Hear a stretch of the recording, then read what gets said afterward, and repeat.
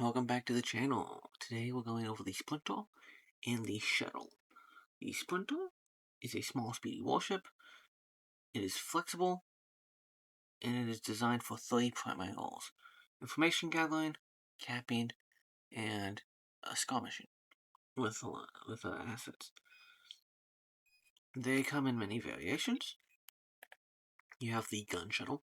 This is a skirmisher. You have the other gun shuttle type, which uses a rotating nose mount and a 250mm gun. The standard uses 120mm guns. You can have one on the nose, one down there. Same here. You got that big TL3 slot, and two slot you can mount anything, like a 120mm gun or a flat gun in this case. You then have another variation that you have AMMs. This is more of a escort for like a light cruiser pair, right? So you'd have your anti-Ocello missiles in the bottom here, a bullseye, and then your two blanket jammers to kind of jam and get a lock for any command missiles you want to use. The ship can fire one missile at a time, so unless you use something to buff it, it's not gonna launch a lot of big salvos. Again, this is another way of putting that TL3 slot and then having a secondary gun. And this, it's just again a torpedo launcher turret instead of the conventional mounting. The shuttle can also carry a spyglass radar, but it does sacrifice everything for that because of how power works. The spyglass takes 4,000 power, and the regular reactor that fits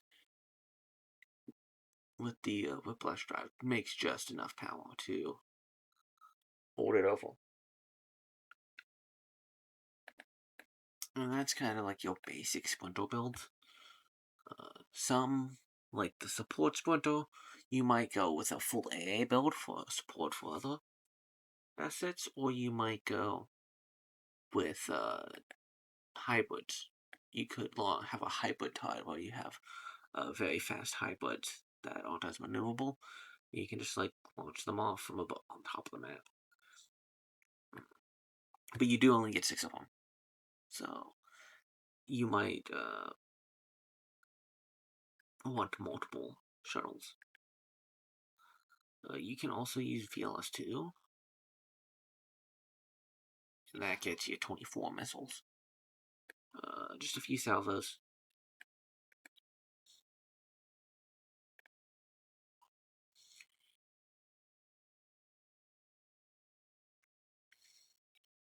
The shuttle can do every single role that the corvette can do. In fact, you can mount a bulwark huntress in a similar manner,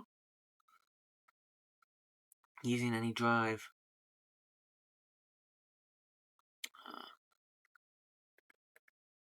Including the sun drive, but the sun drive will make it slightly more expensive and be locked into that.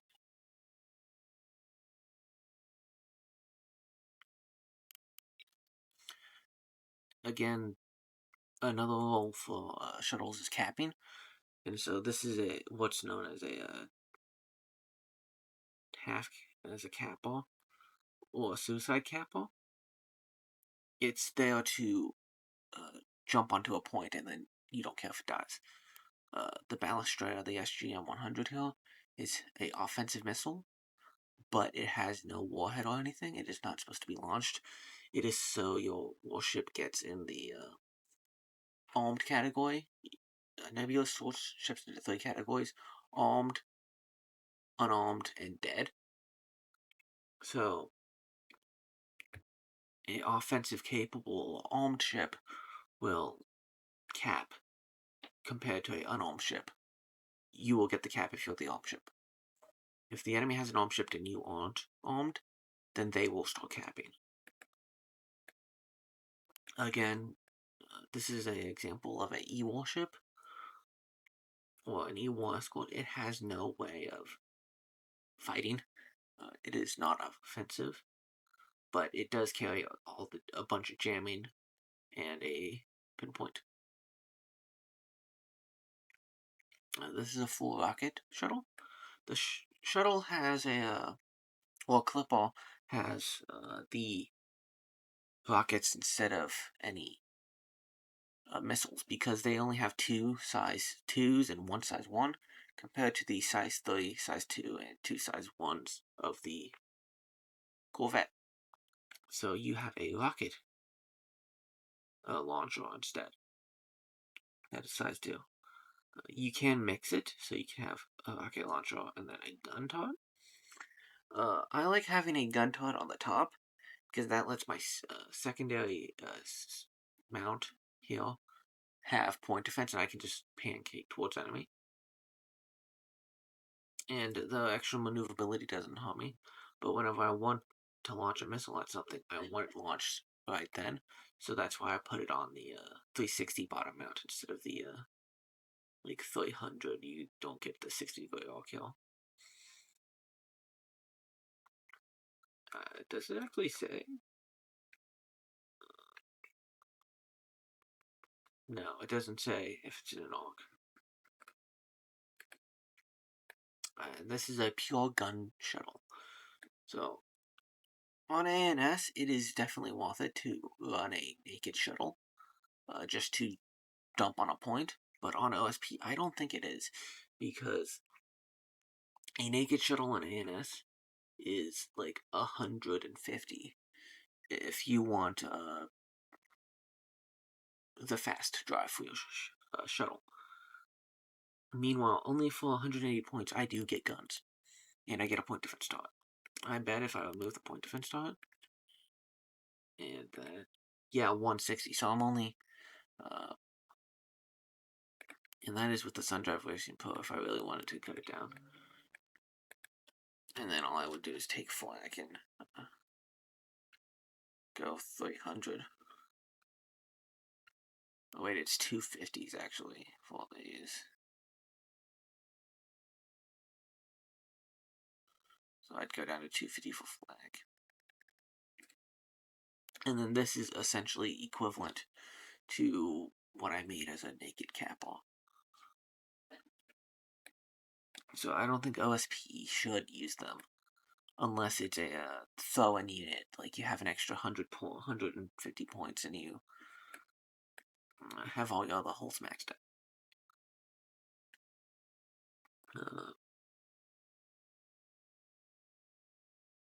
Wait, no, that's with the T-20 removed. Let's remove the PEMs.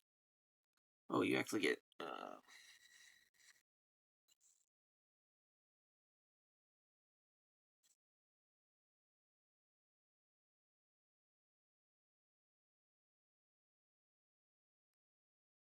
yeah. So if you remove the PAVIS, it's down to 160, and then you remove this, it's down to like 156, which is very close to that 150 mark I said. Otherwise, that is your little guide on what type of vessel you can build. There's multiple other types. Like, you can build this as a flak vessel, right? You can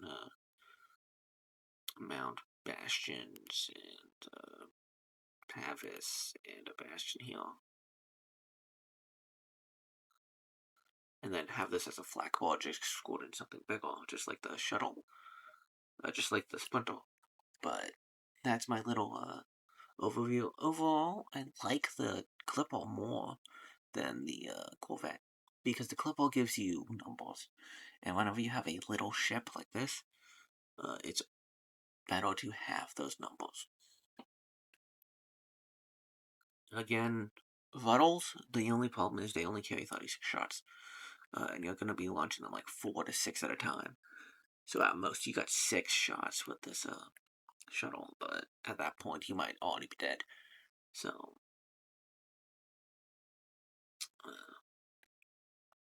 Also, rockets don't actually take the ship's